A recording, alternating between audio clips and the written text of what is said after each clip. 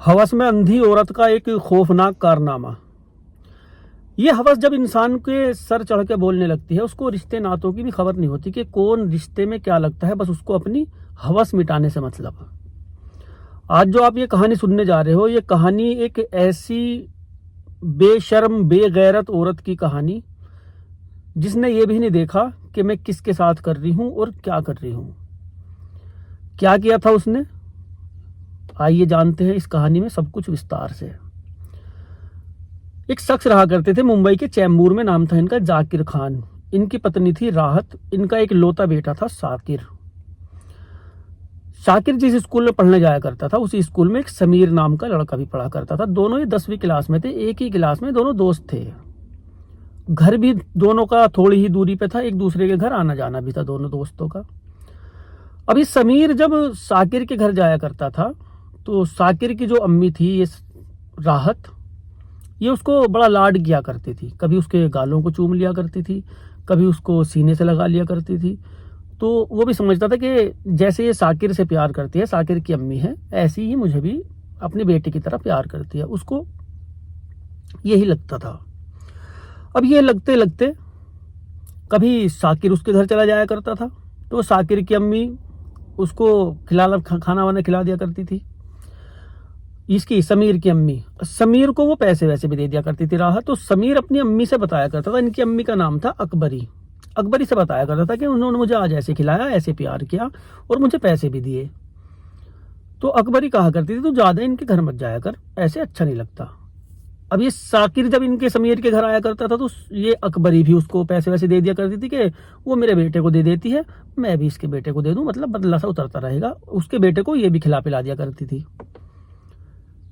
लेकिन ये जो राहत थी, ये कुछ ज्यादा ही लाड किया करती थी।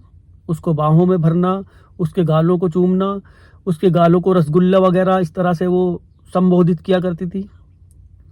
उसको भी अच्छा लगता था। शाकिर में और समीर में जब बातें हुआ करती थी, ये दोनों दोस्त भी यूं ही कहा करते, यार तेरी अम्मी मुझसे बहुत मोहब्बत करे, जैसे तू ऐसे ही मैं हूं उनकी नज़र में। शाकिर भी कहा करता था कि हाँ यार, कभी कभी तो मुझे जलन होने लगती है तेरे से, कि मेरी अम्मी शायद मुझसे ज्यादा तुझसे प्यार करती है। अब इन दोस्तों की भी इस तरह से बात है। एक दिन ये समीर शाकिर के घर गया, वहां सिर्फ राहत थी अकेली, गर्मियों के दिन थे। शाकिर के बारे में पूछा, स्कूल की छुट्टियां चल रही थी। स्कूल की छुट्टियों के दौरान ये गया था। वहां जाने के बाद इसने शाकिर को पूछा कि कहाँ है। उसने कहा कि वो तो नागपाड़ा गया है, वहां मामू नाना वहीं पे रहते थे इसके, कि वो तो उनके यहाँ पे गया है। पसीने आ रहे थे इसको, समीर को। इसने कहा कि राहत ने थोड़ी देर बैठ जा, अपना पानी वानी पी ले। उसको पानी पिलाया। पानी पिलाने के बाद वो पसीने में तर था कि मैं तेरे लिए शरबत बना के लेके आ रही हूँ, तू शरबत पी के तब जाना। बैठा रहा वो, शरबत बना के लेके आई। सोफे पे बैठा हुआ था, पसीने में उसकी शर्ट गीली हो रही थी कि तू ये शर्ट बदल ले, शाकिर की शर्ट पहन ले, ये शर्ट में तो बदबू आ रही होगी पसीने की। उसको इस तरह से बातें की। शरबत दे दिया उसको। शरबत देने के बाद जैसे ही उसने शरबत पिया, थोड़ी देर तो वो अपना ठीक ठाक बैठा रहा। उसके बाद कहने लगा कि आंटी मुझे तो चक्कर से आ रहे हैं। वो पसीने में, तो गर्मी में चल के आया ना, इसलिए आ रहे होंगे। तूने एकदम ठंडा पानी पिया, अब शरबत पी लिया, तो इसलिए तो चक्कर से आ रहे होंगे। तो थोड़ी देर बेड पे लेट जा, वो शर्ट निकाल दे और अपनी बेड पे लेट जा। अब उसने शर्ट निकाली, दोस्त की शर्ट पहनी, बेड पे लेट गया। उसने पंखा चला दिया, ये अपना बेहोशी के आगोश में जाने लगा। तभी ये राहत एक मोबाइल उठा के लेके आई। पहले मोबाइल को ठीक जगह लगाया, उसके सारे कपड़े निकाले, फिर अपने सारे कपड़े निकाले और उसके साथ शारीरिक संबंध बनाना शुरू। कई बार ये सिलसिला हुआ और जब सब चीज़ की उसने वीडियो बनाई। वीडियो बनाने के बाद जब इस समीर को होश आया, उसने कहा कि आंटी तुमने मेरे साथ ये सब कुछ क्या किया, मैं अपनी अम्मी से बताऊंगा जाके अभी। उसने कहा कि अम्मी अब्बू से बताऊंगा मैं, तुमने मेरे साथ ये सही नहीं किया, तुम मेरे साथ ये सब कुछ क्या कर रही थी। उसने कहा तू अम्मी अब्बू से बताओगा, ले पहले ये वीडियो देख ले। उसको वो वीडियो दिखाई जो उसने बना ली थी।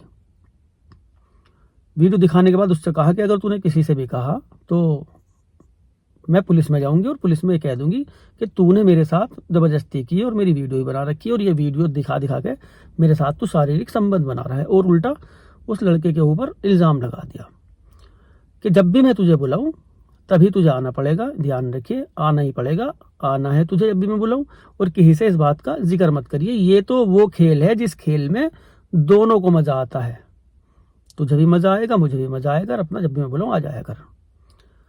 अब ये उसको बुलाने लगी, जब भी वक्त मिलता था, जब भी इसका बेटा इधर उधर होता था कहीं, बुला लिया करती थी। पति से ये अलग रहती थी। अब ये परेशान, इतना प्रताड़ित हुआ, जब भी दिल करता था वो बुला लिया करती थी, और अपना वही पाप की गंगा वाला खेल चलता रहा। काफ़ी वक्त तक ये बर्दाश्त किया इसने। एक शख्स थे, उस शख्स का नाम था वो अकबर, कोई इनसे ज़्यादा एज का था इस लड़के से। इसने अपनी ये परेशानी उससे शेयर की। अकबर के पास ही पहले से उठता बैठता था, क्लास में भी गुमसुम रहने लगा, खाना वाना भी कम खाया करता था। इसकी अम्मी भी परेशान कि बेटे को पता नहीं क्या हो गया, पता नहीं बेटे को क्या होता जा रहा, गुमसुम रहता है। पहले हंसता खेलता रहता था, मुझसे भी मजाक कर लिया करता था, और अब जो है पता नहीं इसको हो गया क्या, किसी से कुछ बताने की हिम्मत नहीं, उसने धमकी दे रखी है। उस शख्स का इसने बताया कि ऐसे ऐसे मेरे साथ हो रहा। उसने कहा है तो मामला बहुत गंभीर है, उनको चल पुलिस में चल ले, पुलिस में बताओगे, उनको वो वीडियो वायरल कर देगी पुलिस में गई तो, उनको पुलिस में चल ले, वीडियो वायरल के बाद में देखेंगे। तो एक पुलिस वाले से मिले ये लोग, पुलिस वाले को ये सारी दास्तान बताई इन्होंने। वो डीएसपी के पास ले गए कि एक महिला इस लड़के के साथ ऐसे ऐसे कर रही है, इतना जुल्म हो रहा है इसके साथ, और जब भी इसको बुलाया करती है, बुलाने के बाद इसके साथ शारीरिक संबंध बनाती है। पुलिस टीम उसके घर पे पहुंची, राहत को गिरफ्तार किया। गिरफ्तार करने के बाद उससे वो वीडियो डिलीट करवाई और सारा माजरा पूछा। सारे माजरे में जो 4 दिन की इसको रिमांड पे लिया था राहत को, इस 4 दिन की रिमांड पे जो पता लगा, राहत ने अपने अब्बू के ऊपर भी रेप का केस लगाया था, अपने बाप के ऊपर, जबकि उसका बाप बूढ़ा। खुद का इसका जो शोहर, इसका नाम था जाकिर खान, इसके ऊपर भी इसने रेप का आरोप लगाया था। ये इसका प्रेमी हुआ करता था, प्रेम विवाह किया था इन्होंने, लव मैरिज किया था। लव मैरिज के बाद जब ये बेटा 16 साल का हो गया, तब कहीं जाके इसने उसके ऊपर भी रेप का आरोप लगाया, उसके खिलाफ भी इसने मुकदमा दर्ज करा रखा था। इस तरह की ये महिला थी। कम उम्र के लड़के इसको पसंद थे, कम उम्र के लड़कों से ही ये शारीरिक संबंध बनाया करती थी। इसकी पूरी जो कुंडली का पता लगा, इसके जो अब्बू थे, इसकी पहली जो माँ थी वो मर गई थी। माँ के इंतकाल के बाद इसके अब्बू ने दूसरी शादी की। ना ही तो इसने उसको माँ माना कभी, ना ही उसने इसको बेटी माना। ये अलग अलग रहने लगी, उससे कटी कटी रहने लगी। उम्र के जवानी के पड़ाव पे थी उस वक्त। इसने एक बार में काम करना शुरू किया। अब बार में हर तरह के लोग आया करते थे, वहाँ हर तरह के लोग आते हैं इन बारों में।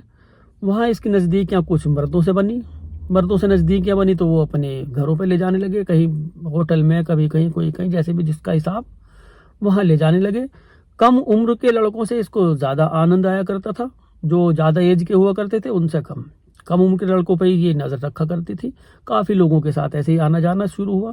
इन्हीं लड़कों में ये बंदा था जो इसका पति था। इससे इसको प्रेम हो गया, उससे भी हो गया। इन दोनों ने शादी कर ली। शादी करके ये अलग रहने लगे। वहाँ एक बेटा पैदा हुआ, ये समीर। जब ये बेटा बड़ा हुआ, बड़ा होने के बाद उसके ऊपर भी इसने इल्ज़ाम लगाया, अपने पति के ऊपर भी। उसने इसको कि तू अलग मैं अलग, दोनों ये अलग अलग रहने लगे। जब बाप के ऊपर इसने रेप का इल्ज़ाम लगाया था, उसकी जांच हुई थी। जांच में वो बेचारा निर्दोष पाया गया। बूढ़े बाप के ऊपर इसने वो इल्ज़ाम लगाया था। जब पुलिस के सामने ये मामला आया तो पुलिस हैरत में थी कि आज के दौर में, आज की दुनिया में किस किस तरह के केस थानों में आने लगे। इन केसों के बारे में, इन चीज़ों के बारे में कभी हम अनुमान भी नहीं लगाया करते थे, कभी सोचा भी नहीं करते थे कि इस तरह की भी घटनाओं के केस थाने में दर्ज हुआ करेंगे। सोचने और समझने वाली बात है, सोचने और समझने वाली। आज का वो दौर चल रहा है। आज किसी रिश्ते पर तो विश्वास नहीं रहा लोगों को, क्योंकि दुनिया में कोई रिश्ता ऐसा नहीं बचा जो कलंकित ना हुआ हो। बाप ने बेटी के साथ भी संबंध बनाए, बेटी ने बाप के साथ भी बनाए, माँ बहन भाई का न जाने कितनी बार सुना होगा, दादा पोती तक का सुना होगा। और बेटियां तो पूछो ही मत, किस किस उम्र की गिनवाऊं। 80 साल की बूढ़ी औरत को मर्द जात ने नहीं छोड़ा, 4 साल की 2 साल की बच्चियों को मर्द जात ने नहीं छोड़ा। ये आज का दौर चल रहा है। और महिलाओं में जो कुछ आज ये दिखाई दे रहा है, जो कुछ आप लोगों को भी नज़र आ रहा है, उससे आप भी सोचते होंगे कि वाकई में हम कहाँ जा रहे हैं। एक ज़माना था, एक टाइम था, सही में एक टाइम था कि कुंवारी लड़कियों के ऊपर आरोप लगा करता था। आज के इस दौर में शादीशुदा महिलाओं के ऊपर आरोप लगते हैं, और शादीशुदा महिलाओं के सबसे ज़्यादा कारनामे आज के दौर में, बुरा मत मानना कोई, आज के दौर में शादीशुदा महिलाओं के कारनामे सबसे ज़्यादा प्रकाश में आ रहे हैं, सबसे ज़्यादा। कोई किसी के साथ मिलकर पति को मरवा रही है, कोई किसी के साथ मिलकर करवा रही है, कोई प्रेमी के साथ, कोई कैसे। इन्हीं के सबसे ज़्यादा केस आजकल दिखाई दे रहे हैं, सुनाई दे रहे हैं कि पत्नी की वजह से या पत्नी ने ये सब कुछ किया। तो शादीशुदा ही महिलाएं आजकल सबसे ज़्यादा ये कांड कर रही हैं। न जाने क्या तो हो गया इस युग को और क्या नहीं। आप अंदाज़ा लगाओ इस राहत से ही बेटे के दोस्त को ही इसने इतने परेशान किया। आजकल के लड़कों को अगर ऐसी महिलाएं मिल जाती हैं तो वो किसी से बताते भी नहीं, मज़े लेते रहते हैं। आजकल के जो लड़के हैं मज़े लेते रहते हैं। कोई इज्जतदार से घर से ही था जो उसको परेशानी हुई, दूसरों लोगों से उसने शेयर की इस बात, उनकी मदद मांगी। डरते डरते काफ़ी वक्त तक ये सिलसिला चलता भी रहा। जब ज़्यादा ही परेशान हुआ तब कहीं जाके किसी की मदद मांगी, उसने भी अच्छी सलाह दी कि कानून का सहारा लो इस चीज़ में। नहीं तो लोग तो वही मर्डर तक पे उतर रहे आजकल, तो पता नहीं क्या होता जा रहा है। खुश रहो, आबाद रहो। मिलते हैं अगली कहानी में। जिसने चैनल को सब्सक्राइब ना किया हो कर लेना भाई, बेल आइकन दबा देना और कमेंट करके बताना कहानी में कोई कमी हो, कोई मेरे से भूल चूक हो रही हो, मुझे सिखाते रहा करो तो मैं भी आपको आनंदित करता रहूं। अच्छी अच्छी कहानियाँ आपको मिलती रहेंगी। मिलते हैं अगली कहानी में।